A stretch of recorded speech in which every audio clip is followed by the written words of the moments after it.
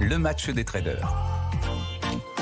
Oh là là, un environnement bien rouge pour notre match des traders ce matin. Mathieu Serron de Galileo Trading est en face de Dorian Abadi de chez Meilleur Taux Placement. Bonjour à tous les deux. Bonjour à tous. Bonjour à tous. Mon cher Mathieu, on démarre avec vous. Échéance trimestrielle aujourd'hui. Étienne qui nous racontait que Donald Trump fait dérailler les marchés.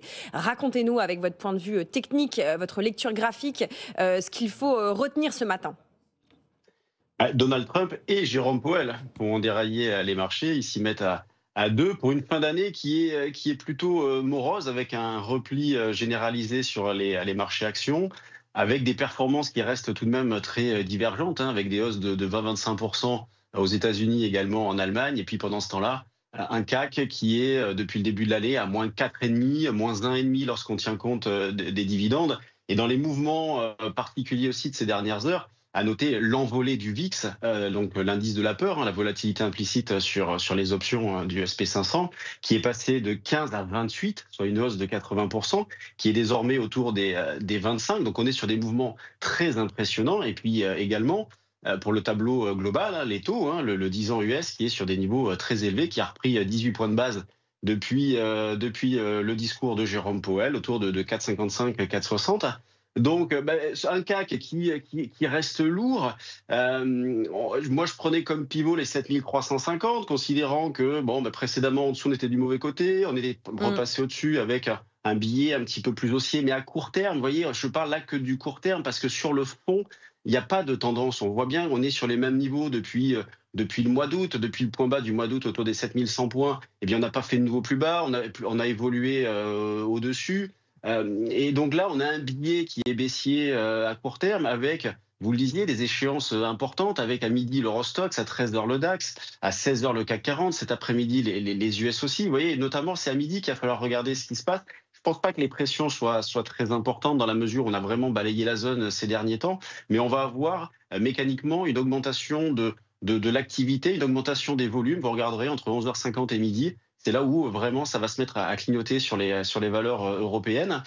Moi, dans ce contexte-là, déjà, j'expédie un peu les affaires courantes. Je ne prends pas non plus d'initiative forte dans le contexte actuel. Déjà, en raison de la période et avec beaucoup de demi-séances la semaine prochaine et puis de jours fériés. Et puis par rapport au contexte aussi, qui est très confus. Mais à court terme, je travaille plutôt à la vente. Là, j'essaye notamment de vendre vers les 7245,50 jusqu'à 7275,80. Là, je parle du futur, échéance janvier, dans la mesure où, comme je vous le disais, c'est l'échéance décembre cet après-midi. Il y a environ une quinzaine de points entre les deux contrats futurs, considérant que tant qu'on est sous les 7420, je verrai peut-être pour modifier ce niveau-là dans les prochains jours. Il n'y a pas d'urgence, on en est encore loin. Mais tant qu'on est sous les 7420, on reste plutôt du mauvais côté. Donc, biais baissier à court terme. Ce que je surveille, vraiment la zone qu'il va falloir surveiller dans les prochains jours, ce sont justement les plus bas de l'année, autour des 7100, 150. Tant qu'on est au-dessus, on reste dans une phase, on va dire, de latéralisation, avec beaucoup d'hésitation qui devrait se poursuivre. Et si jamais cette zone-là venait à être cassée, on entrerait, selon moi, dans une zone d'attraction baissière, avec les 6009 en ligne de mire, les 6005, vous voyez, avec ensuite un petit peu de potentiel, mais on aura le temps d'en parler. Merci beaucoup Mathieu. Dorian Abadi de l'équipe Meilleur Placement. Comment voyez-vous les choses ?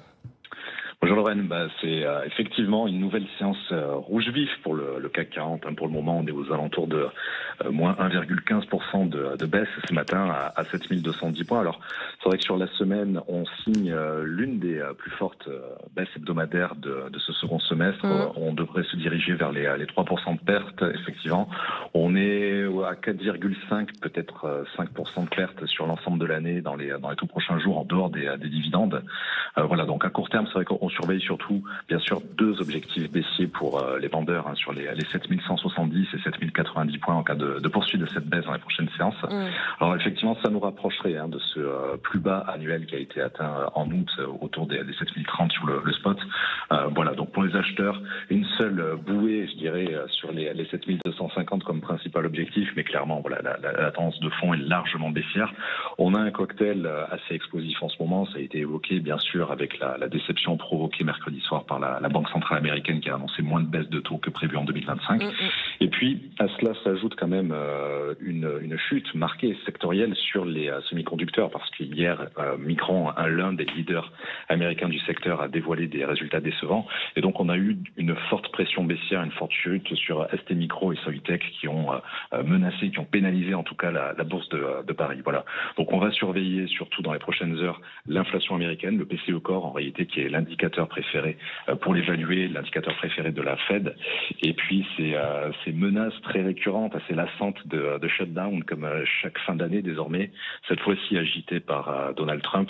Voilà un petit peu pour ce cocktail explosif, et en gardant à l'esprit bien sûr que la pression autour de Trump va monter en attendant le 20 janvier et son entrée en fonction à la Maison-Blanche. Merci beaucoup Dorian Abadi. Dorian, Mathieu, j'en profite pour vous dire un grand merci pour vos analyses hebdomadaires. C'est la trêve des confiseurs de notre côté, donc on n'échangera pas pendant 15 jours, mais j'espère vous retrouver en pleine forme et avec plus de verre sur nos marchés dès début janvier 2025. Très bonne fête à vous. Cette séquence est à retrouver en podcast et en replay sur notre site et notre application.